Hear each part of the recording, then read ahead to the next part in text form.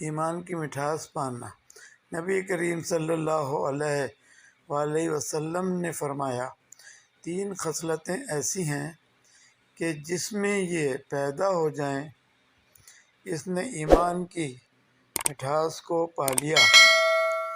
اول یہ کہ اللہ اور اس کا رسول اس کے نزدیک سب سے زیادہ محبوب بن جائیں۔ دوسرے یہ کہ وہ کسی انسان سے محض اللہ کی رضا کے لیے محبت رکھے۔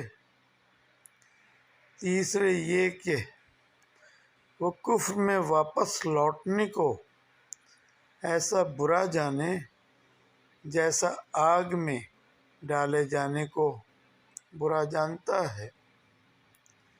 صحیح البخاری حدیث نمبر 16۔